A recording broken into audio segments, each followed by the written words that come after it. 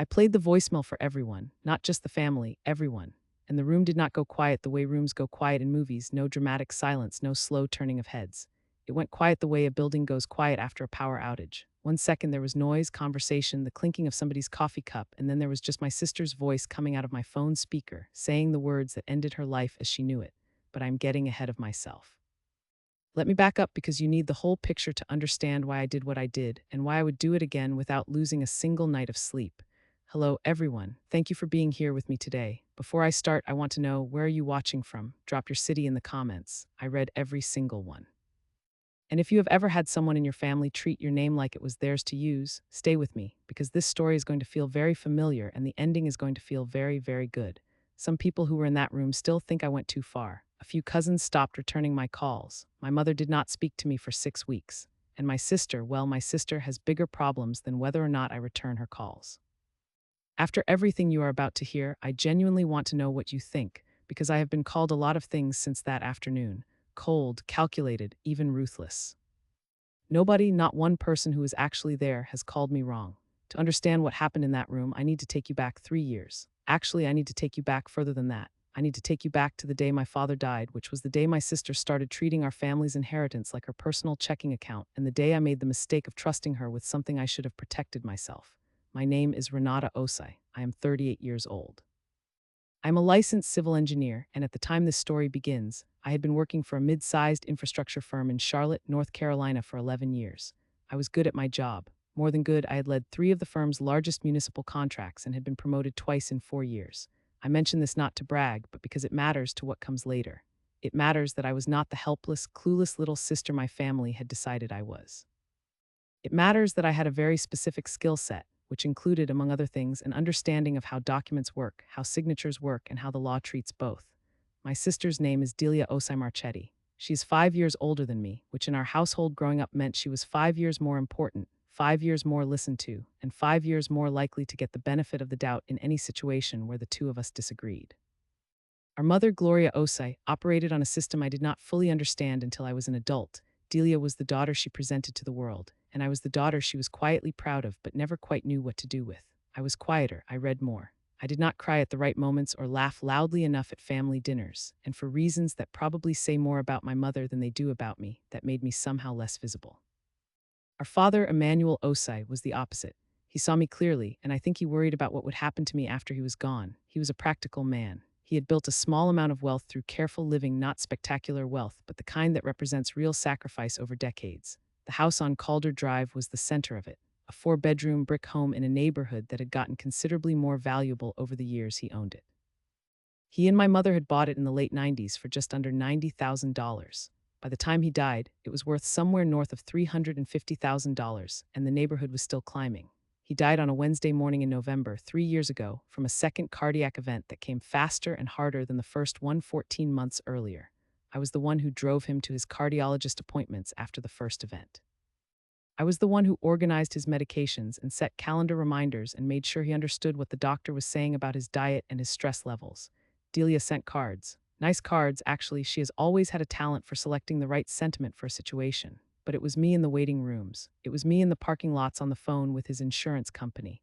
I am not saying this to assign blame to Delia. I am saying it because it explains why my father did what he did with his will. He left the house to both of us, equally, 50% each, co-ownership, with the stipulation that if either of us wanted to sell, we had to have the agreement of the other. It was his way, I think, of trying to force us to work together. He loved us both, and he knew we were not close, and maybe he thought a shared asset would create a bridge. What he did not account for was that Delia had no interest in a bridge. Delia had an interest in a transaction. I should say something about Delia's life at the time my father died, because her financial situation is directly relevant to what happened next. She had married a man named Ferruccio Marchetti 8 years earlier. Ferruccio was charming in a way that is very effective at dinner parties and very exhausting in daily life. He had a series of business ventures, I will be generous and call them ventures, that never quite became the things he announced they were going to become. A restaurant that lasted 14 months, a car detailing franchise that dissolved after a dispute with the parent company, a real estate wholesaling business that he and a college friend had started and then stopped talking about entirely sometime around the 3rd year of his marriage to Delia. Delia herself worked as an office manager for a dental practice, a job she was good at and underpaid for, and between her salary and Ferruccio's intermittent income, they were doing fine but not comfortable. Fine is its own kind of pressure, though. Fine means you notice $350,000 in a way that people who are comfortable do not. I knew some of this. I did not know the full extent of it until later. The first thing Delia said to me after our father's funeral, not at the funeral, at the reception afterward in my mother's kitchen, was that we should think about selling the house. My mother was still living in it. My father had been dead for 9 days. I told her we could talk about it later. She patted my arm the way you pat a child who has said something cute and impractical. Renata, I know you're grieving, but this is the kind of thing that gets complicated if you wait too long. I looked at her hand on my arm. I thought about the 14 months I had spent driving our father to appointments while she sent cards. I said, Mom is still living there, Delia. We're not selling the house while Mom is living there. She nodded like I had said something she needed to consider. She did not agree, she just nodded. That conversation stayed in my stomach like a stone for weeks afterward, not because of what she said, but because of how she said it, like the decision was already half made, like she was informing me of something rather than discussing it with me. I told myself I was being paranoid. I told myself grief does strange things to perception, and I was probably reading too much into a kitchen conversation at a bereavement reception. I went back to Charlotte. I went back to work. I went back to the mortgage payments on my own condo, which I had bought 2 years earlier and was proud of in the specific way you are proud of something you paid for entirely by yourself. And that was just the beginning. The second conversation happened 4 months after the first, and this one was not in a kitchen. This one was in a conference room at an estate attorney's office on a Tuesday afternoon in March, and it is the conversation that, looking back now, I should have treated as the alarm it was. Our father's estate attorney was a man named Douglas Ferreira, who had handled the will and the property transfer and all of the paperwork that comes with someone dying and leaving things behind. He had called us both in to finalize the deed transfer, the legal process of putting both of our names on the Calder Drive property as co-owners. It was a straightforward appointment, sign some forms. The house officially becomes ours jointly. Go home. I arrived first. Delia arrived 7 minutes late with Ferruccio, which I noted because the appointment had been scheduled for weeks, and 7 minutes is exactly late enough to shift the dynamic without being late enough to apologize for. She sat down across from me. Ferruccio sat beside her with his hands folded and an expression I can only describe as rehearsed attentiveness. Douglas walked us through the documents: standard language, co-ownership, equal shares, right of first refusal if either party wished to sell. He explained the part about needing mutual consent for a sale, and I watched Delia's face during that explanation. She smiled and nodded. Her right hand rested on the table, and she tapped her index finger twice against the surface, a small movement, almost nothing. I noticed it because I am someone who notices small movements. It's part of how I think. We signed, both of us, right there in the conference room in front of Douglas Ferreira with a notary present. In the parking lot afterward, Ferruccio shook my hand and said it was good to have things settled. Delia hugged me and said we should get dinner soon. I drove back to my hotel. I was staying overnight before driving back to Charlotte, and I sat on the edge of the bed and thought about that finger tapping and tried to figure out what it meant. I ordered room service. I ate it at the desk. I called my college friend Amara Nkosi, who is a paralegal and the person I call when I need someone to think out loud with. I told her about the meeting and the finger tapping and the kitchen conversation 4 months ago and the general feeling I could not shake.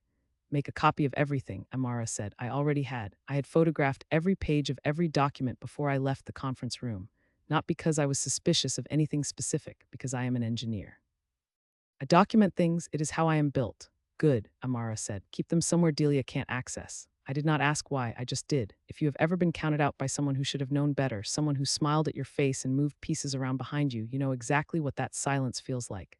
The silence of knowing something is wrong but not yet being able to name what it is. Of watching and waiting because you do not yet have anything concrete to point to.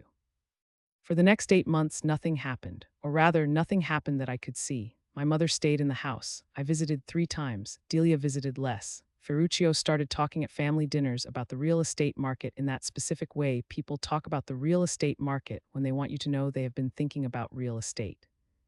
He said things like the timing is interesting and values like that don't hold forever, and it's not emotional, it's just math. Each time my mother would look at me and I would look at my plate. My mother did not want to sell. She had lived in that house for 26 years. Her garden was in the backyard. My father's workshop was still in the garage.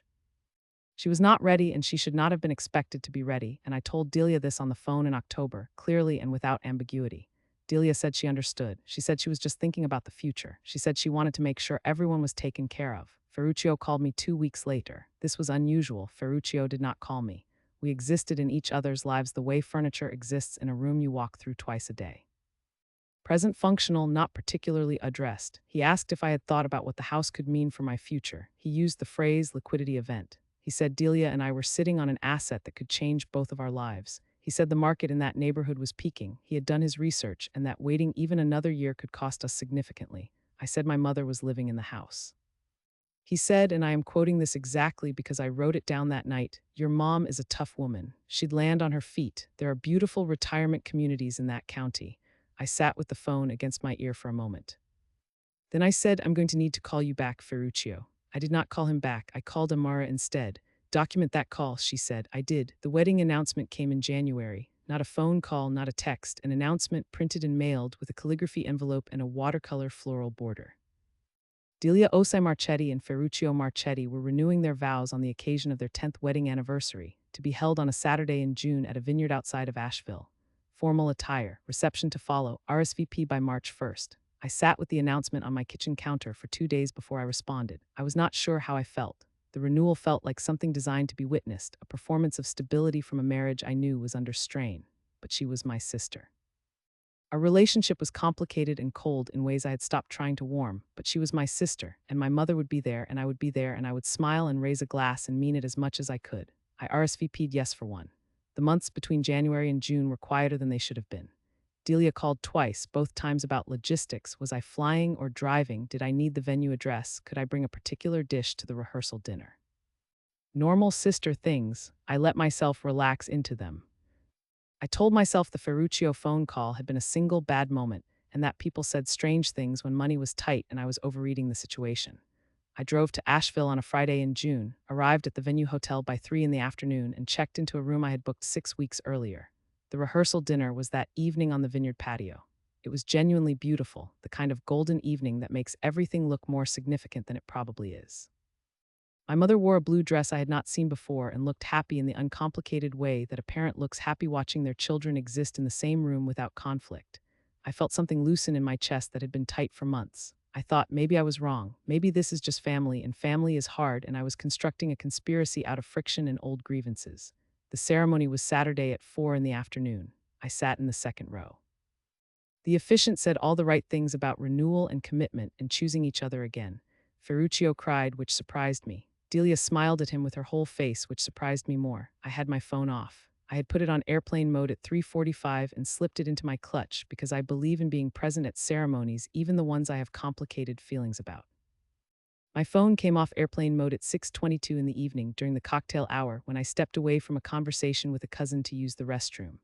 There were 4 missed calls, 2 from a number I did not recognize, one from our estate attorney, Douglas Farah, one from Amara. There was also a voicemail from Amara, left at 5:49, which was while I was watching my sister and her husband exchange renewed vows. I listened to it standing in the marble bathroom of a vineyard estate in Asheville, North Carolina, wearing a green silk dress with my hair pinned up and the sound of a string quartet drifting through the window. What Amara said in that voicemail is the reason I am telling you this story, but I am not going to tell you what she said yet, because to understand the weight of it, you need to know what had been happening while I was driving to Asheville. What had been happening while I was sitting in a hotel room thinking my sister was just stressed about money. What had been happening for longer than I knew. 3 weeks before the vow renewal, a real estate transaction had been initiated on the Calder Drive property, the property that my mother still lived in, the property that by law required both of my signatures to sell, the property that I co-owned with my sister. The transaction had been initiated with a single signature, mine. Except I had not signed anything. The deed transfer had been executed at a notary office in Mecklenburg County on a Thursday afternoon. I was in a site meeting that Thursday afternoon, reviewing drainage specifications for a municipal project in Charlotte.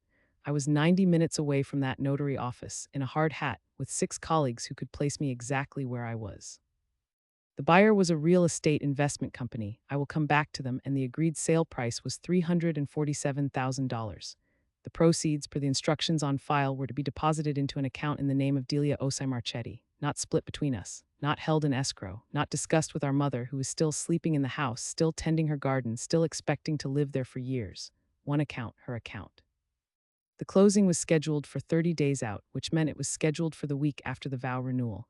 The week after Delia had made very sure I would be out of town, in a venue without cell service, watching her stand at an altar with flowers in her hands.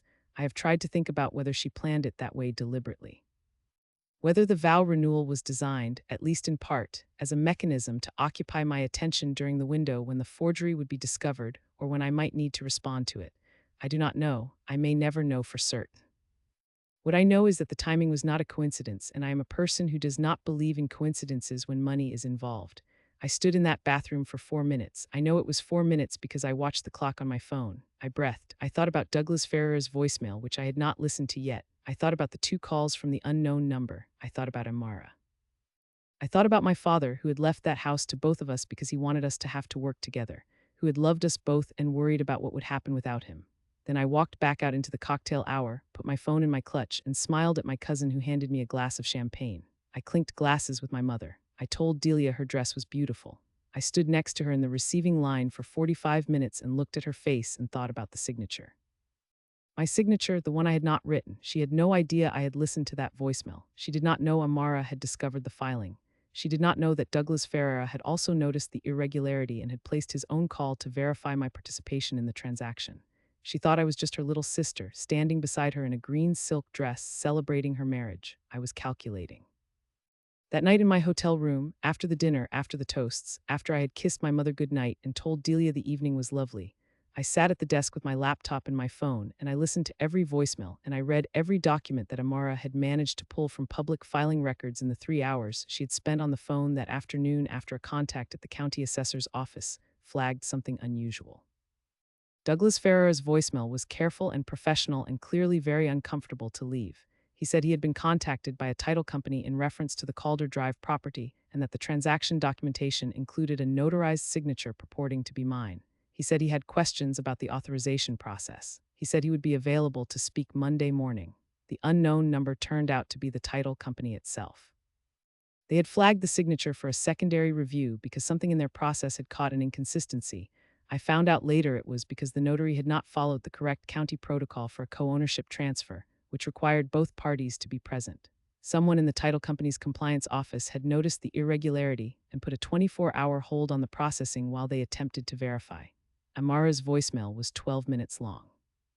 She walked me through everything she had found in order in the precise, methodical way she does things when she's trying to hold herself together. She ended by saying, "Renata, this is forgery. This is felony forgery. You have not done anything wrong. I need you to call me first thing tomorrow, and I need you to not say anything to Delia tonight." I called Amara at midnight. She answered on the first ring. We talked for 2 hours, not about what Delia had done. We both understood what Delia had done. We talked about what I was going to do about it. And here is where I want to be very clear about something, because some people who heard this story later said I was cold, that I was calculating, that a person who truly loved her sister would have gone to Delia first and demanded an explanation before involving law enforcement. To those people I want to say, she forged my signature on a deed to sell a house that my father left to both of us while my mother was still living in it. While I was standing at her vow renewal watching her pretend to be a person committed to honesty and love and starting over, there is no conversation that begins with "I forged your signature" that ends in a family solution. By the time Amara and I finished talking, I had made 3 decisions. First, I was going to get a copy of every document related to the transaction before I said a word to anyone in my family. Second, I was going to contact an attorney, not Douglas Ferreira, who was friendly but not my advocate, but my own attorney, one who worked specifically in real estate and property fraud. Third, I was going to finish the vow renewal weekend. I was going to have Sunday brunch with my family at the vineyard. I was going to drive home to Charlotte on Sunday afternoon like nothing had changed. And then I was going to quietly and systematically take apart everything my sister had built around this plan before it could close. I slept 4 hours. I woke up, showered, dressed, went down to brunch, ate eggs Benedict, and watched my sister feed her husband a piece of coffee cake from her fork and laugh at something our cousin said. My mother sat across from me and told me I looked tired. I said I had not slept well, which was true. She patted my hand and told me to take better care of myself. I smiled. I thought, I'm taking care of myself. I am taking care of all of us. You will understand that soon. The brunch ended at noon. I hugged my mother for a long time. I hugged Delia and she held on an extra second, which I noticed. Then I got in my car and drove the 4 hours back to Charlotte thinking about everything I needed to do in the next 30 days. The first call I made from the car, using my hands-free, was to an attorney named Celestine Tabara, who had been recommended to me by a colleague 2 years earlier when I needed advice about a contractor dispute on a project. I had never needed her for anything this serious, but I had her number saved, which I consider one of the better decisions of my professional life. Celestine was not available on a Sunday, which was expected. I left a detailed voicemail. I said I had a time-sensitive matter involving property fraud and an impending closing date and that I would need to speak with her as early as possible on Monday morning. I said the word forgery. I said the word deed. I spoke clearly and without emotion, the way my father had taught me to speak when I was nervous. Lower your voice, slow your pace, say only what is true. She called me back at 7:45 Monday morning. I was sitting at my kitchen table with the documents Amara had sent me over a secure file share, printed and organized in a folder. Amara had attached a summary note in her precise handwriting that began, Renata, I want you to know I have been up since 4 a.m. on this. You did not deserve this, now let's fix it. I had read everything twice before Celestine called. She asked me to walk her through the timeline. I did, starting from my father's death and the deed transfer at Douglas Ferrara's office and moving forward to the voicemails from Saturday evening. She asked several questions, the kind of questions that tell you the person asking them knows exactly what they are looking at. She asked about the notary's name, which was on the document Amara had flagged. She asked about the title company's hold and whether I had documentation of my whereabouts on the Thursday the signature had allegedly been obtained. My company's project log will have me on site in Charlotte from 8 a.m. to 6:30 p.m. on that Thursday, I said. I have the sign-in sheet, the site meeting notes with my initials and 6 colleagues. There was a pause on Celestine's end. Then she said, Renata, I need you to bring me everything you have. Can you come in today at 2? I was at her office at 1:55. Celestine Tabara is a small woman in her early 50s with reading glasses she keeps on a chain around her neck and a way of listening that makes you feel like she is memorizing everything you say. Her office is in an older building downtown, not flashy, not decorated for impression, just functional and serious in a way that matched her exactly. She read through everything I had brought her while I sat across the desk. She did not say anything for a long time. When she finished, she put the last page down and looked at me over her glasses.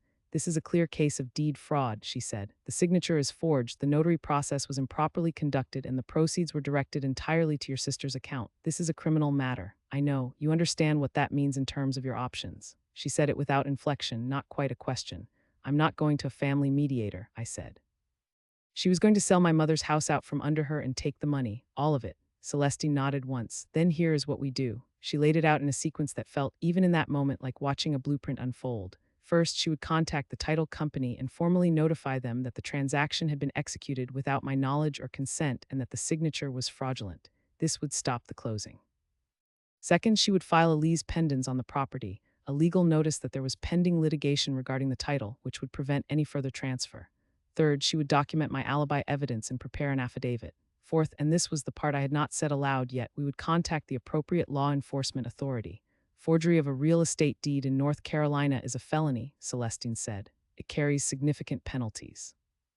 I want you to understand the full weight of that before we move forward, because once we make that contact, we cannot unmake it. I sat with that for a moment. I thought about my mother waking up in the house on Calder Drive that morning, making coffee in the kitchen where she had made coffee for 30 years, unaware that her oldest daughter had arranged to take it from her. I thought about the vow renewal, the calligraphy envelope, the watercolor flowers. Make the call, I said. Celestine looked at me steadily. I will need you to be prepared for this to damage your relationship with your sister permanently. She damaged it, I said. I'm just responding. The referral went to the district attorney's office rather than directly to local police on Celestine's recommendation because the nature of the fraud involving a real estate transaction, a notary, and a corporate buyer made it a more complex matter than a precinct intake desk would be equipped to handle efficiently. Celestine had a contact in the fraud division. She sent the documentation electronically that afternoon. By Tuesday evening, there was a formal investigation open. I did not tell anyone in my family, not my mother, not any of my cousins. I went to work Wednesday morning and sat in my usual meetings and reviewed my usual plans and answered my emails, and nobody in my office had any idea that somewhere in a government building downtown, someone was looking at my sister's name next to the word forgery. Delia called me Wednesday afternoon. She called me on my cell phone at 4:15, which was not unusual. We talked occasionally, nothing warm but nothing hostile. I let it ring twice, took a breath, and answered. Hey, she said, how are you recovering from the weekend? Still tired, I said. It was a beautiful event, though. It really was. A pause. Listen, I wanted to call because I've been thinking about the house. My hand tightened on the phone. What about it? Ferruccio found a buyer.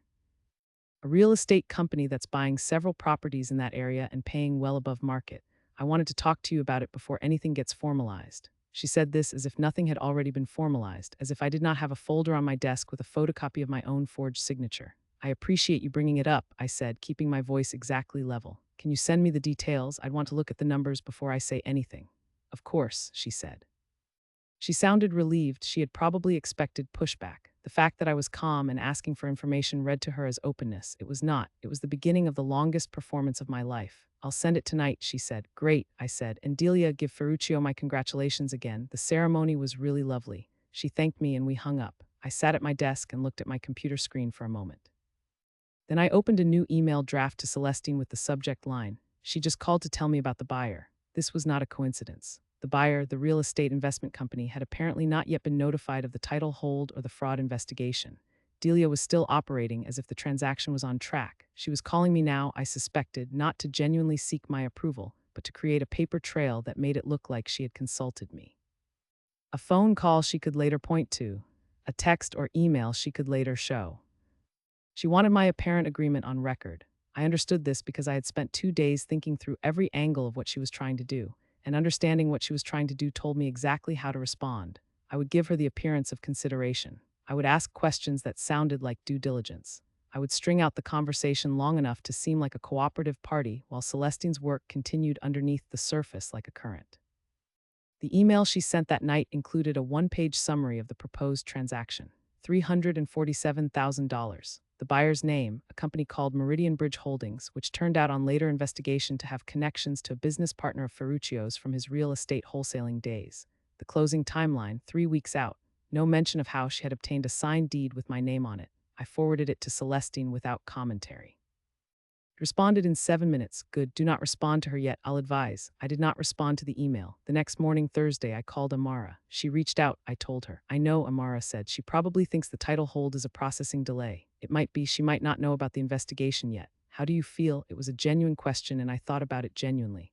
Like I'm watching something from a distance, I said, like I'm outside of it. Which is strange because it's my house, my name. That's the thing about being the one who's right, Amara said. You don't get to be dramatic about it, you just get to be thorough. That was exactly what I intended to be. Celestine called that Friday with an update. The district attorney's office had confirmed receipt and had assigned the matter to an investigator. The title company had formally voided the transaction authorization pending the outcome of the investigation. The lease pendens was recorded. The house was, in legal terms, untouchable until this was resolved. She also told me something I had not known.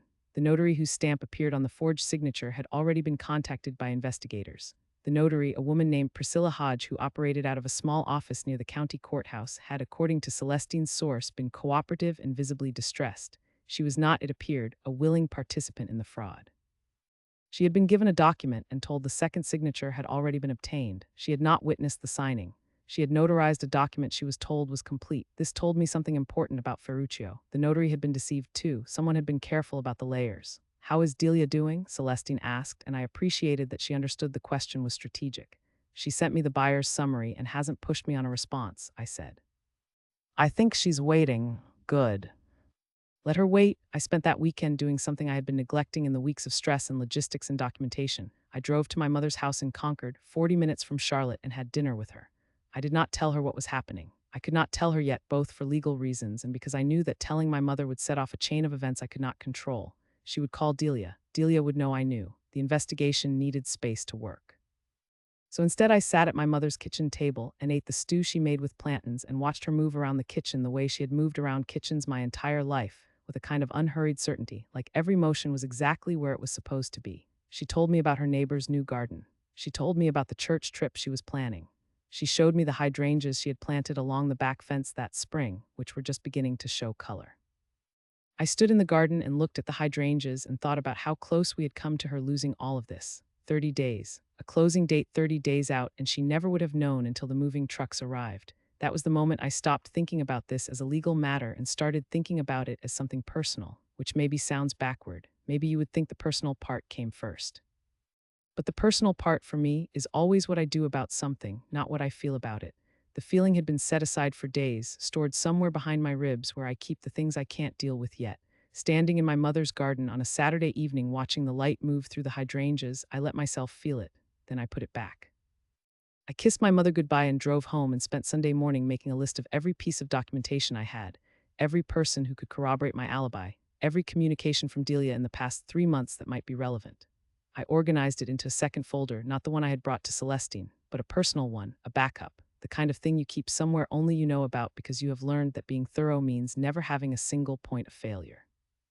On Monday morning, Delia texted me, "Did you get a chance to look at the summary I sent? The buyer is asking for a decision this week." I showed the text to Celestine. "Tell her you've reviewed it and have a few questions," Celestine said. "Keep it general, don't commit to anything, don't reject anything." I wrote back, "I looked it over. I have a couple of questions. Can we get on a call later this week?" Delia responded within 3 minutes, "Of course, Thursday evening work." I said Thursday worked. Thursday was 4 days away. By Thursday, based on Celestine's timeline, the investigator would have made initial contact with at least one additional party in the chain, likely either the notary directly or the buyer's title company. The walls were already moving. Delia just did not know it yet. I spent those 4 days doing what Celestine advised, which was essentially nothing visible. I went to work. I attended a project meeting where a city official praised the drainage work on one of our municipal contracts. I went to the gym twice. I called my mother on Wednesday evening and she told me the hydrangeas were coming in beautifully. Wednesday evening also brought an unexpected call from a number I recognized after a moment as Ferruccio's personal cell phone. He had called me once before from it, the conversation about liquidity events that I had documented. I let it ring through to voicemail. His message was casual, too casual, the kind of casual that is performed. He said he hoped the wedding weekend had been good recovery and that he and Delia were excited about the property decision and that he wanted to make sure I felt fully in the loop. He said the buyer was a solid group and that the offer was honestly better than we'd expected. He said, "This is going to be good for all of us, Renata, really good, all of us, as if the money were going to all of us." As if there had been any plan to split $347,000 in any direction other than directly into his wife's account. I saved the voicemail. I sent a copy to Celestine. The Thursday call with Delia lasted 22 minutes. I had written down 4 questions in advance, real questions, the kind that a co-owner genuinely considering a sale would ask. What were the buyer's plans for the property? What was the timeline for our mother's transition? Had they consulted with a tax advisor about the capital gains implications? What was the basis for the valuation? Delia answered all 4 questions smoothly. She had prepared. She talked about the buyer's development plans for the area, which sounded plausible. She said she had spoken with their mother about the possibility of exploring options, a conversation I had not known about, which told me my mother had been softened up without being explicitly told about the sale. She mentioned a tax advisor named someone I didn't recognize. She said the valuation was based on comparable sales in the last 6 months. She answered everything as if she were a person with a legitimate co-ownership interest in a property she was trying to sell through normal channels with her co-owner's knowledge. She was very good. At the end of the call, she said, "I'm really glad we're talking about this like adults, Renata. I know we haven't always been on the same page about the house." I said, "I want to make sure we handle it right." She said, "Me too." I hung up and sat very still for a moment. Then I opened my laptop and sent Celestine an email summarizing the call point by point. Celestine responded the next morning with a single line, "Perfect. You're doing exactly what you need to do. The investigation is progressing. Stay the course." I stayed the course. The following 10 days were the strangest 10 days of my life, and I have had some strange days. I was existing in 2 simultaneous realities. In one of them, I was a woman whose sister had called her to discuss a real estate decision and who was thinking it over like a reasonable adult. In the other, I was a woman whose attorney had filed fraud documentation with the district attorney's office and whose sister was about to find out that the transaction she had built on a forged signature was not going to close, and that the forgery had been reported, and that people with the authority to charge her with a felony were now involved. The 2 realities never touched. I kept them completely separate. I answered Delia's texts. She sent 3 more that week, small updates about the buyer's flexibility on closing timeline, a note that her tax advisor had confirmed favorable treatment, a picture of a restaurant she and Ferruccio had been to that weekend. I responded normally to all of them. I asked follow-up questions. I said things like "good to know" and "that's helpful." Amara called me on the 9th day and said, "How are you actually doing?" I thought about it. "I'm fine," I said, which I think is the thing that bothers me most. I thought I would be angrier. "You're not angry because you're busy," she said. "Anger is for when you have nothing else to do." She was right. I was so focused on the mechanics of what was happening, the documentation, the strategy, the careful performance of normalcy, that there was no room left for the kind of rage that would have felt satisfying in a different situation. What I had instead was a very cold, very clear sense of purpose, which turned out to be more useful. On the 11th day, Celestine called with news. The investigator had spoken with Priscilla Hodge, the notary. Priscilla Hodge had confirmed that she had not witnessed the signatures on the document and had provided additional information about who had brought the document to her and what she had been told. Her cooperation was understood to be in exchange for consideration in the investigation. She had apparently also kept her own records of the transaction. The investigator had also made contact with Meridian Bridge Holdings, the buyer. Their title company had, it turned out, been made aware of the Lee's pendants filing the week prior and had already internally flagged the transaction. A representative from Meridian had agreed to cooperate with investigators. The connection between Meridian and Ferruccio's former business partner had been noted in the investigative file. This is moving faster than I expected, Celestine said. What happens next? The district attorney's office will determine whether to move forward with charges. Based on the evidence we've submitted and what the investigation is turning up, I expect that determination within the next 2 weeks. A pause. Renata, are you prepared for the possibility of Delia being formally charged?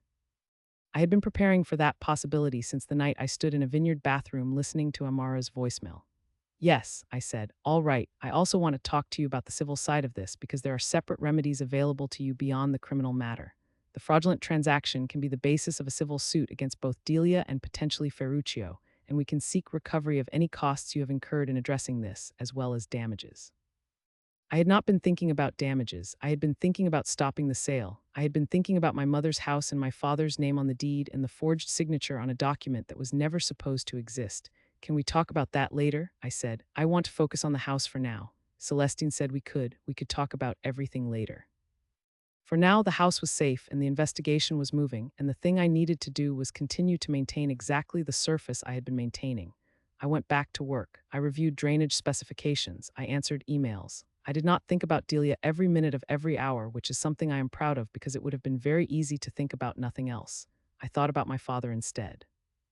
About the practical love he had shown throughout his life, the way he had always assumed we could work things out if we had to. About the deed he had structured the way he had because he believed in the both of us, which was generous of him and also, as it turned out, optimistic. I thought about what it would have meant for my mother if the closing had gone through. The week she would have opened her front door to find paperwork she did not understand. The call from someone at a title company or a real estate office telling her that the property had been sold, that she would need to vacate, that the decision had been made by her daughters, both of them together on paper. That thought was the one that made the cold purposefulness in my chest sharpen into something harder. She had not just forged my signature. She had planned to use my name to evict our mother. That was what I came back to, every time I felt my resolve flicker even slightly. Every time I heard Delia's voice on the phone, friendly and normal and completely unbothered, I thought about my mother standing in her garden not knowing what was being done above her head. The hardest part of the next 2 weeks was not the legal process. The hardest part was the Saturday my mother called me and said she had spoken with Delia again about potentially looking at options for the house, and that Delia had suggested the three of us get together to talk about the future.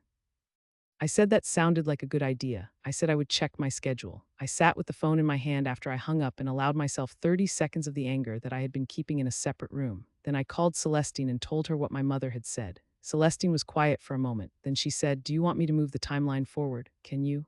I can push for an expedited determination. It will require me to make some additional representations on your behalf about the ongoing harm and the continued contact." "Do it," I said. Celestine pushed, and the machine moved faster. I had been building something over those weeks that had nothing to do with legal filings. I had been building a record, not just the documents and voicemails and text message screenshots, but a comprehensive picture. I had the alibi documentation. I had the phone records showing Ferruccio's calls to me. I had the email from Delia with the buyer summary. I had the Thursday call recording. I had told Celestine about it, and she had told me about North Carolina's one-party consent laws, which meant I had been legally entitled to record it. I had done so. I had a 22-minute recording of my sister explaining a fraudulent transaction as if it were a normal family conversation.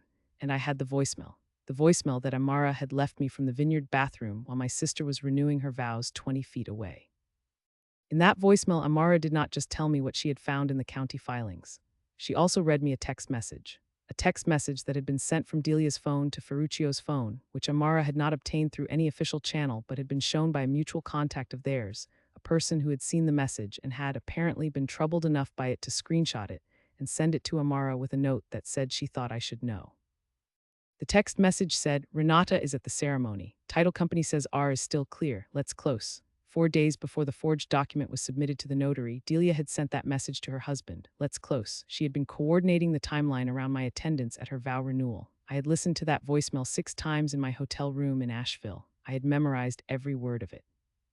Then I had done what Amara told me to do. I had gone down to brunch. I had eaten eggs Benedict. I had hugged my sister and told her the event was beautiful. That voicemail was going to do a lot of work when the time came. And the time, I could feel it, was coming soon. Celestine called me on a Tuesday morning, 3.5 weeks after my first visit to her office, and said the words I had been waiting to hear.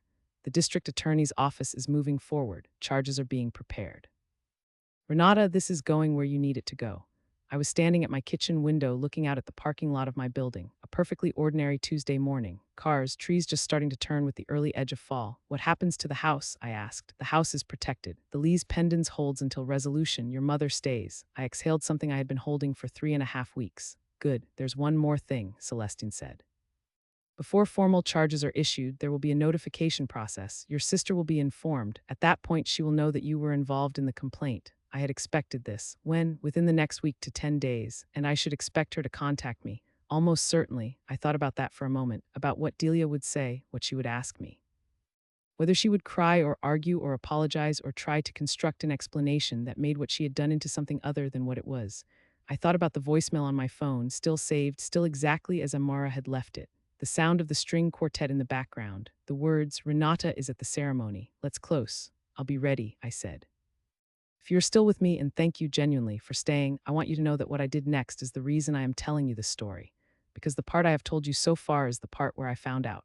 What comes next is the part where I decided exactly how, and when, and in front of whom to let everyone else find out too. The call I had been expecting from Delia came on a Wednesday evening, 8 days after Celestine told me the district attorney's office was moving forward. I was at my kitchen table eating leftover rice when my phone lit up with her name. I let it ring 3 times, then I answered, Renata. Her voice was different, thinner. The warmth she had been performing for the past month was gone, replaced by something I recognized, the particular tightness of a person who has just been told that the ground beneath them is not solid. Hey Delia, I got a call today, a pause, from an investigator. I waited. He said there was a complaint filed. About the Calder Drive property. Another pause, longer this time. He said the complaint came from you. I could hear her breathing. I let the silence stretch another second before I spoke. Yes, I said, it did. The sound she made was not quite a word. It was the exhale of someone who had been hoping, right up until the last second, that there had been a mistake, that the investigator had gotten it wrong, that her sister had not, in fact, done what the investigator had said her sister had done. Renata, her voice had changed again, softer now, reaching for something. You have to understand. Situation with Ferruccio's business, we've been struggling. It's been really hard. I was going to tell you. I was going to explain everything. I just needed to get through the vow renewal first, and then we were going to sit down, the 3 of us, Delia. I kept my voice level, not cold level. You put my name on a document. You had someone forge my signature on a deed to sell the house where our mother is living. A long silence. Ferruccio handled the paperwork, she said finally, quietly. I had expected this too. The first move in the recalibration, Ferruccio handled it. Ferruccio arranged it. Ferruccio was the one who knew the notary. Ferruccio was the one who had the connection to the buyer. Ferruccio, not Delia, not my sister who had been texting me friendly updates about tax advisors while a fraudulent transaction moved toward closing. The text you sent him from your phone said, Renata is at the ceremony, let's close. I said, that's your phone, Delia. Your words, the silence that followed was different from the others, heavier. She had not known I had that. I could feel the weight of the realization moving through the phone between us. Her voice, when it came back, was almost unrecognizable. How did you? It doesn't matter how, I said. What matters is that I have it, and the investigators have it, and the question right now is not whether this happened. The question is what happens next. What Delia said next was the thing that clarified everything for me, the thing that removed any remaining uncertainty I had about how to proceed. She did not apologize. She did not cry. She did not say she was sorry. What she said was, Renata, if you push this, you will destroy our family. You will humiliate Mom. You will make all of us look terrible in front of everyone. Is that really what you want? Is that the kind of person you want to be? I held the phone for a moment. I want to be the kind of person who doesn't let her name get forged on a deed, I said. Good night, Delia. I ended the call. I sat with the phone on the table in front of me and looked at the rice I had been eating. It had gone cold. I pushed it aside and opened my laptop and wrote Celestine an email that said, she called. She's aware of the investigation. She tried to shift to Ferruccio. I held the line. She suggested I would be destroying the family by pursuing this. I did not engage. Thought you should know, Celestine responded 11 minutes later. Perfect. Do not respond to any further calls or texts from her without speaking to me first. We are getting close. I did not know yet what Celestine meant by close. I found out 4 days later. Close meant that Ferruccio, faced with the scope of what the investigation had uncovered, had contacted the district attorney's office through his own attorney and indicated a willingness to provide information in exchange for consideration regarding his own exposure. He had apparently more to offer than just the story of the forged signature. The connection between Meridian Bridge Holdings and his former business partner ran deeper than I had known. There was a financial arrangement that gave Ferruccio a secondary payment beyond Delia's share of the sale proceeds. He had stood to receive a separate finder's fee routed through the development company. He had been, in the language Celestine used when she explained it to me, both a participant and a beneficiary. I did not feel anything in particular when I heard this. I had known from the first phone call about liquidity events that Ferruccio was not a passive element in this story. He had been building toward this with the patience of someone who had failed at enough business ventures to understand that desperation requires planning. What does his cooperation mean for the charges? I asked Celestine. It strengthens the case against Delia considerably, she said. It also means Ferruccio is very likely to face charges himself, though potentially reduced ones depending on the extent of his cooperation.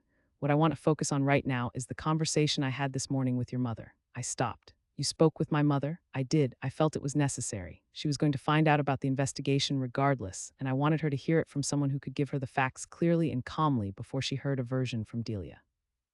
I had not authorized this. I was not angry about it. Celestine had made the right call, but the thought of my mother in her house on Calder Drive receiving that information from a stranger on the phone was something I sat with for a moment.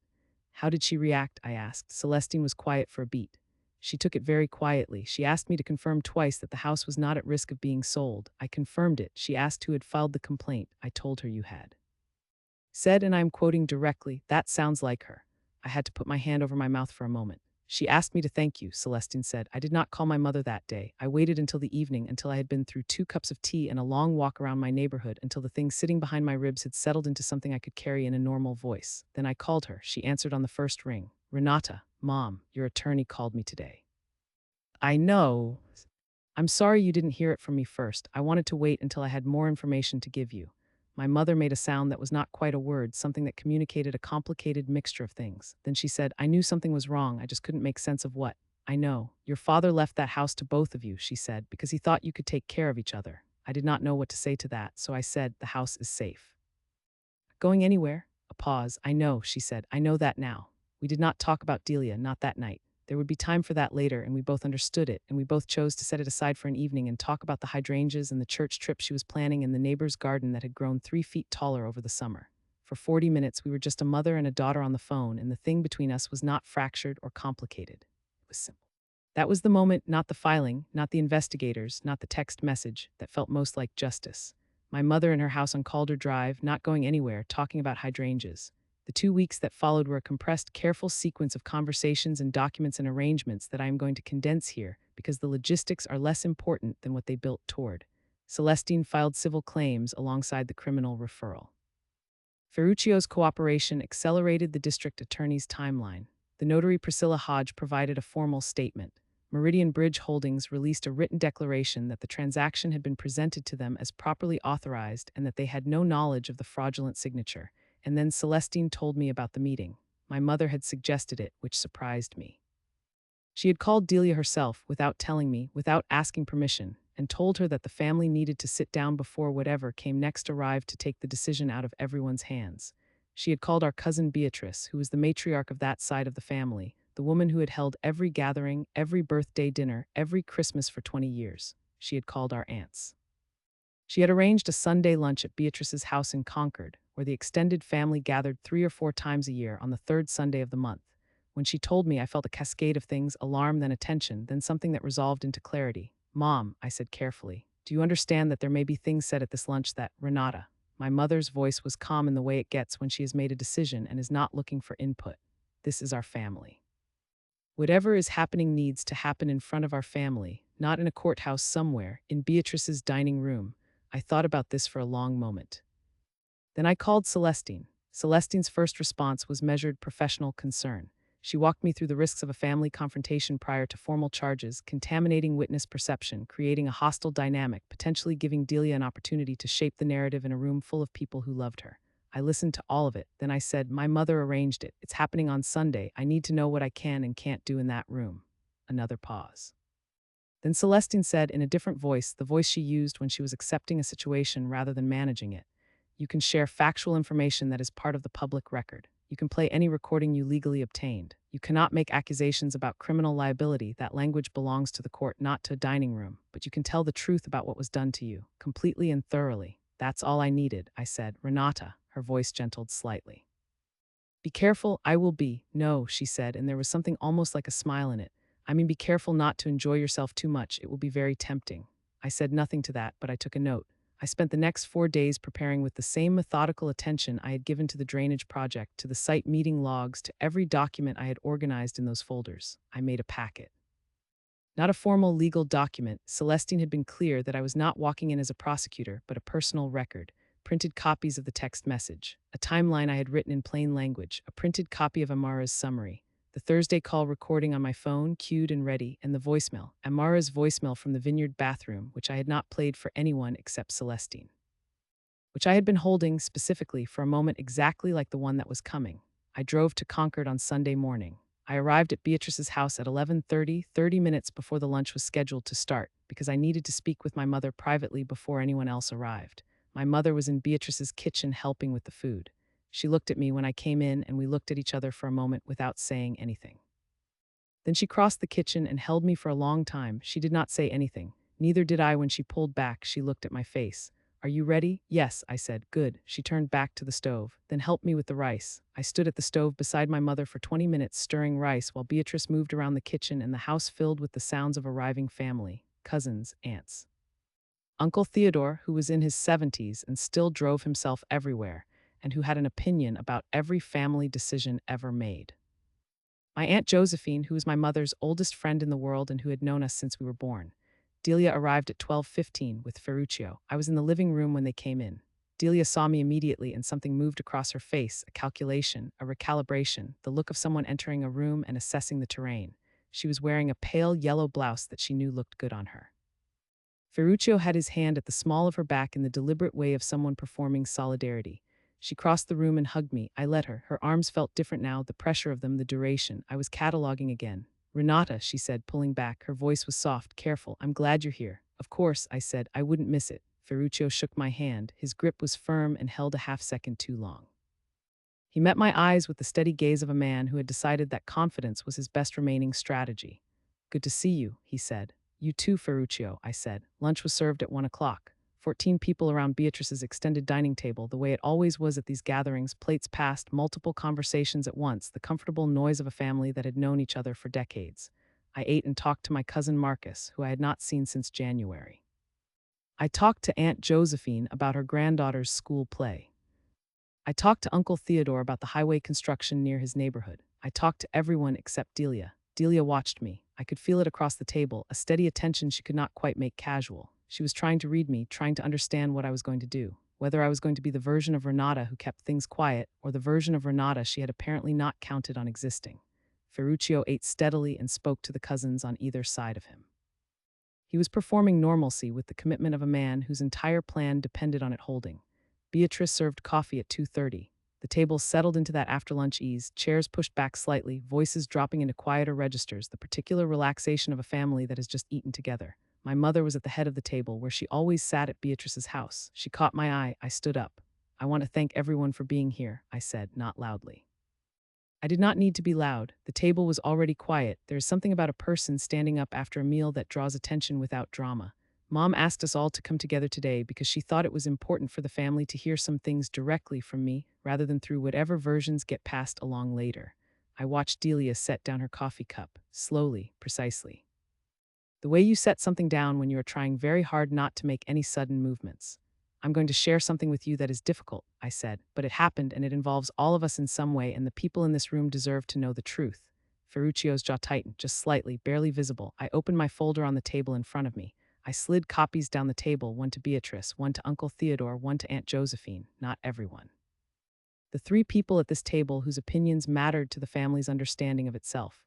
6 weeks ago, I said, a real estate transaction was initiated on my father's house, the house where my mother is currently living. The transaction was executed with a document that included my signature. I was not present when that signature was obtained. I was not contacted about the transaction. I did not agree to the sale. I looked down the table. The signature was forged. The room did not go quiet the way it does in movies. It went quiet in the specific way of 14 people simultaneously stopping what they were doing, which is different, more complete, more total. It was the quiet of a room that has just processed something and does not yet know what to do with it. "Renata," Delia's voice came out higher than she intended, tight at the edges. "This isn't the place. Your mother invited us all," Aunt Josephine said, and her voice was not gentle. "Let her speak." Delia looked at Josephine. Josephine was looking at the printed timeline I had placed in front of her. I continued. The document was taken to a notary in Mecklenburg County. The notary did not follow the required procedure for a co-ownership transfer. She has since provided a statement to investigators confirming that she was told the second party had already signed. A pause. She was deceived. I watched Ferruccio pull his phone from his pocket, put it back. Pull it out again, he set it face down on the table. The sale was scheduled to close 30 days after the filing, I continued. The closing date would have been the week after Delia and Ferruccio's vow renewal. I let that sit for exactly 3 seconds. The weekend when I was in Asheville, I heard someone draw breath on the left side of the table. My cousin Beatrice, who had hosted every gathering, who had made the rice and the stew that we had just eaten, put both her hands flat on the table in front of her. Delia stood up. You don't know what you're talking about. There was a misunderstanding with the paperwork. Ferruccio's contact at the title company made an error. The proceeds, I said, not raising my voice, not changing my cadence, were to be deposited into a single account. In your name, Delia, not split. Not held in escrow pending a family discussion. Your account. A silence of a different quality settled over the table. Uncle Theodore looked at Delia. His face, which had been pleasantly neutral all through lunch, was doing something I had never seen it do. He looked the way very old men look when they are watching something they recognize but hoped never to see in their own family. Delia's hand went to the collar of her yellow blouse. She touched it once, then let her hand fall. It was going to be split. We were going to discuss it after the closing. Renata never made herself available to have the conversation, Delia. My mother's voice came from the head of the table and it stopped everything. Not loud, just certain. The voice she used when Delia and I were children and had reached the end of her patience. Sit down. Delia sat down. My mother was looking at her oldest daughter with an expression I had never seen on her face. It was not anger. It was something quieter and more devastating. It was the look of a woman who has understood something she wished she hadn't had to understand. I reached for my phone. I want to play something for you, I said. Before I do, I want to be clear about where this comes from. A friend of mine became aware of the filing in the county records while I was at the vow renewal. She tried to reach me during the ceremony. I had my phone off. She left me a voicemail. I could see Ferruccio had gone very still. The kind of stillness that is not calm but its opposite, the compressed stillness of a person holding themselves together through force of will. In that voicemail, she reads a text message that was sent from Delia's phone to Ferruccio's phone 4 days before the forged document was filed. Delia's hand went back to her collar. I pressed play. Amara's voice filled the room, and behind it, if you listened carefully, you could hear the string quartet, the faint, beautiful sound of a vow renewal celebration in an Asheville vineyard. Amara's voice was clear and precise. She read the timestamp. She identified both numbers. And then she read the message, Renata is at the ceremony. Title company says R is still clear. Let's close. Nobody moved. The string quartet played faintly in the background for a moment after Amara's voice stopped, and then the voicemail ended and the room was completely, utterly silent. For 4 full seconds, nobody breathed. Ferruccio looked at the table. He did not look up. Delia's mouth opened, closed. She looked at Ferruccio. He would not look back at her. It was Beatrice who spoke first. Beatrice, who was not given to dramatic statements, who had spent 50 years being the steady center of this family's gatherings. She spoke very quietly in the voice of someone saying something they cannot believe they have to say. You did this while you were renewing your vows. It was not a question. It landed in the room like a stone landing in still water. That's not, Delia started. Your mother, Beatrice said. Her voice was still quiet, which made it worse. Your mother's house? Delia looked at our mother, and whatever she saw on our mother's face made her stop. She stopped reaching for words. She stopped trying to construct the explanation that would reframe this into something manageable. She just stopped. I reached into the folder and produced the second document. The timeline Celestine had helped me put together in plain language, tracing each step from the initial filing to the title company hold to the formal complaint. There is a criminal investigation open, I said. A formal complaint was filed with the district attorney's office 4 weeks ago. The investigation has been ongoing since then. I looked at Ferruccio. Both names are part of that investigation. Ferruccio looked up at that. For the first time since I had pressed play on the voicemail, he looked directly at me. His expression was not what I expected. It was not defiance. It was not anger. It was a kind of exhausted recognition, the look of a man who had been running a race he knew he could not finish and had just been told the finish line had been moved even further. There are going to be charges, I said, not with satisfaction, as a fact. The house is protected. The transaction was stopped. The lease pendens is recorded. My mother is staying in her home. I sat down. The room stayed quiet for a long moment. Then my cousin Marcus, who was sitting 3 seats to my left and who had not said a word since I stood up, said quietly to no one in particular, Renata was at her wedding. He said it again, softer. She was standing right there at her wedding. Something in the room shifted with those words in a way that my careful documentation had not quite managed to shift it. The comprehension moved through the table. You could see it moving, person to person, like a visible thing, the timeline of it. The specific cruelty of the specific timing, the vow renewal as cover. Delia put her hands over her face. Ferruccio pulled at the collar of his shirt. Aunt Josephine set down the printed timeline she had been holding and pushed it gently to the center of the table like something she did not want to hold anymore. Then she looked at my mother. "Gloria," she said. My mother shook her head slightly. Just once. Uncle Theodore cleared his throat. He looked at Delia with the measured, deliberate attention of a man who has lived long enough to understand what he is seeing. "You need an attorney," he said, "and you need one that is not Ferruccio's attorney. Those are two different needs." Delia looked at her uncle. Something in his saying it, the plainness of it, the absence of judgment in his voice, just the factual recommendation of a man who understood consequences, seemed to reach her in a way nothing else had. Her hands came down from her face. Her cheeks were wet. Her makeup had not run yet, the waterproof kind I noticed distantly. Always prepared for optics, even now. "Renata," her voice was almost a whisper. "I was going to tell you." I looked at my sister. I thought about what I wanted to say. I thought about the 14 months of Delia's name being associated in my mind with her forged signature on my father's deed. I thought about my mother in her garden not knowing. "I know you want to believe that," I said. "But you sent that text message on a Tuesday afternoon. You were at the venue tasting the cake for your vow renewal, and you sent a text message that said, 'Renata is at the ceremony, let's close.' That text message was your plan, Delia. That was not a misunderstanding, and it was not something you were going to explain to me later. It was a plan." Delia looked at Ferruccio again. This time he met her eyes briefly and then looked back at the table. The look that passed between them in that moment told me something I had not fully understood before. She had known, some part of her had known, that Ferruccio was the architect of the mechanics, the notary, the buyer connection, the account routing, but she had been a willing participant in the strategy. They were not two people where one was innocent and one was guilty. They were two people who had each made the same decision and had been counting on the other to maintain the story. And now neither of them could maintain it, not in this room. Not with the voicemail still hanging in the air with the sound of string quartets behind it. Beatrice stood up and began clearing the coffee cups. She did it with a steady, practiced efficiency that was, I understood, the only way she knew how to respond to something her hands could not fix. Her husband passed her the cups without being asked. My cousin Tamka, who had been sitting at the far end of the table so quietly I had almost forgotten she was there, looked at me from across the room. She was 19 and had never been at one of these lunches when anything heavier than a disagreement about a recipe had come up. She looked slightly pale. She looked at me the way young people look at older people when they are trying to understand something they haven't seen before. I gave her the smallest nod. I did not know if it helped, but it was what I had. "I want to speak," Ferruccio said. His voice was quiet and controlled, the voice of a man who had decided his last remaining resource was composure. "I want everyone to understand that I made decisions that I take full responsibility for. Delia was not, this was my doing. The context, the timeline, the paperwork, that was me." The text message was her phone, Marcus said from his seat. He said it without accusation, with the flat matter-of-factness of stating a time or a temperature. Ferruccio did not respond to that. I reached back into my folder one final time. The last document was one page, printed on plain paper. I placed it in front of me without distributing copies. "I want everyone to know what the house is worth," I said, "and what the arrangement was." I read the numbers aloud. $347,000, the proceeds routed to Delia's account. The separate finder's fee arrangement between Ferruccio and the buyer. That second detail was new to everyone in the room except me, and now that investigators had established it, the district attorney's office.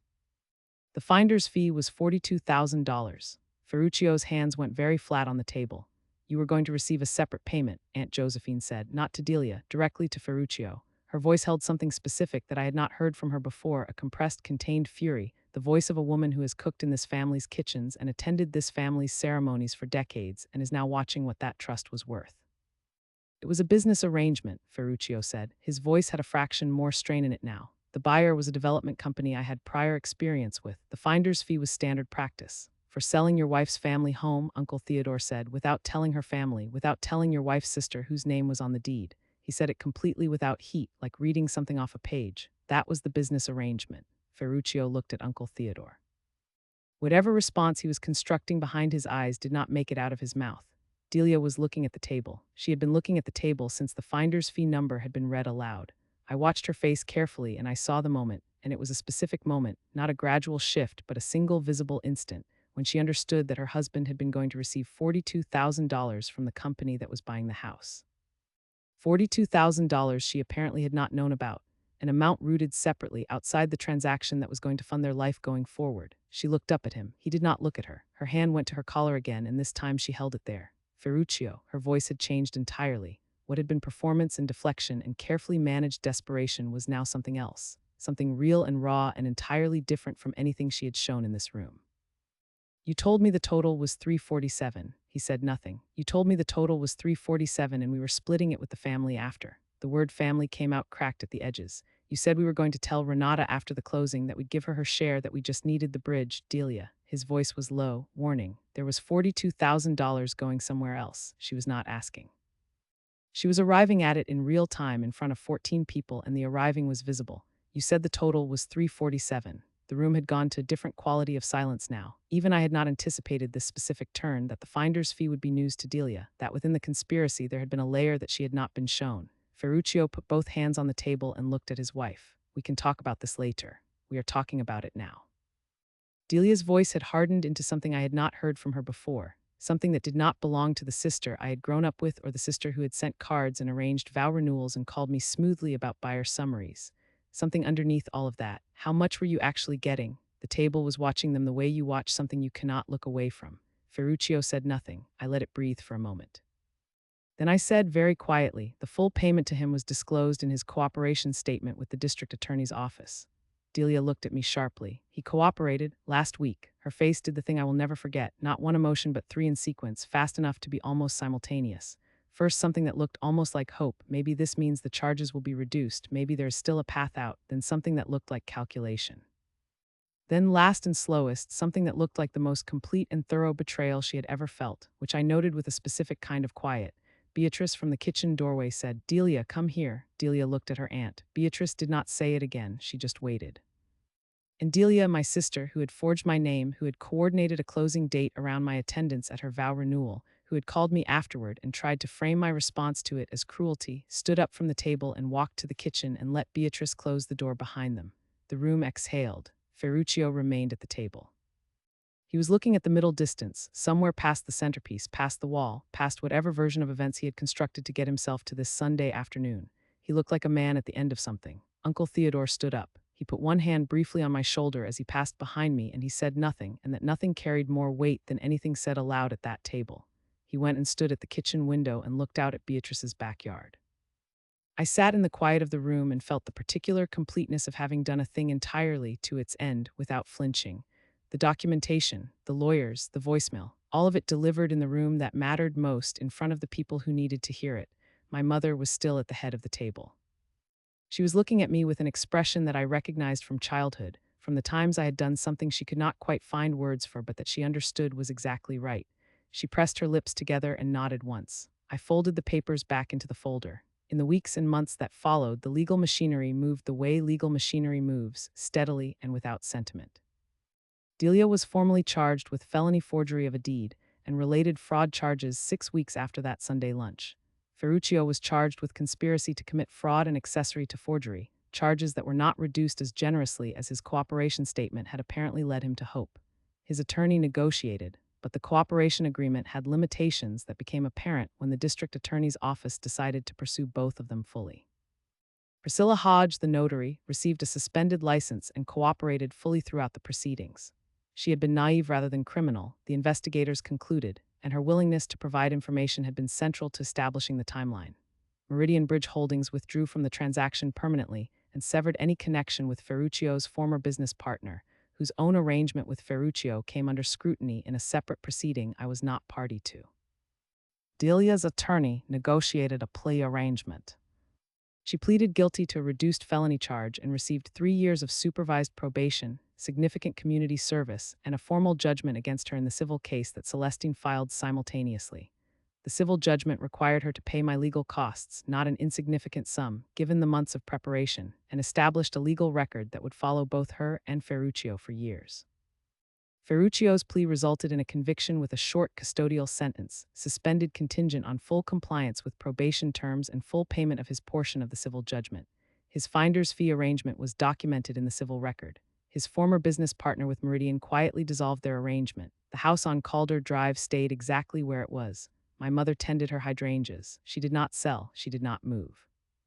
She had breakfast in her kitchen and called me on Wednesday evenings and sometimes mentioned Delia's name in the way you mention something you're still working out how to hold. My mother and Delia spoke, haltingly, irregularly, in the supervised way of people who have broken something between them and are deciding, one conversation at a time, whether to try to repair it or simply to acknowledge what it now was. I was not part of those conversations. That was between them, and I respected it, and I did not ask for details. As for me, I am still in Charlotte. I still work in civil engineering, though I changed firms 3 months after everything resolved, not because anything went wrong, but because I had been there 11 years and I needed to work on something new. The new firm is smaller and does better work, and my commute is 12 minutes shorter, which I consider a genuine quality of life improvement. I bought a house. Not the Calder Drive house, that is my mother's, and it will be my mother's for as long as she wants it. My own house in a neighborhood I had been watching for 2 years, with a yard that needs work and a kitchen that needed more work and a spare room that I have turned into the kind of office I always wanted. Amara came and visited in October, and we sat on the back porch and drank wine and did not talk about Delia at all. We talked about Amara's new job and the neighborhood and the state of the yard and what I planned to plant along the back fence in the spring. I thought about hydrangeas. I do not hate my sister. I want to be accurate about that because it would be easier in some ways to say that I do, cleaner, more resolved. But hate requires ongoing energy, and I have better things to do with mine. What I have instead is a clear-eyed understanding of who she is and what she is capable of and what I am capable of in response. I have the understanding that love and trust are not the same thing and that you can hold one without offering the other. She called me once in the late fall, about 4 months after the plea. She did not call to apologize exactly. She called to say that she was trying to understand how things had got to where they had got. She said she thought we had never really known each other. I said I thought she was probably right about that. She asked if we could have lunch sometime. I said I needed more time. I am still taking that time. It might be a long time. That is my decision to make, and I have made it without apology and without guilt. And if you're someone who has ever held a line you knew you needed to hold, even when the person on the other side of it was someone you loved, then you know exactly what that feels like. Your name belongs to you. Your signature belongs to you. The things left to you by people who loved you belong to you. And the moment someone forgets that, the moment someone treats your name like a tool they can borrow without asking, you do not owe them your silence. You do not owe them your protection. You do not owe them the version of yourself that keeps things quiet for the sake of everyone else's comfort. If this story stayed with you, hit that like button and share it with someone who needs to hear it today. And drop the word solid in the comments if you have ever protected something that was yours and refused to apologize for it. I read every single one.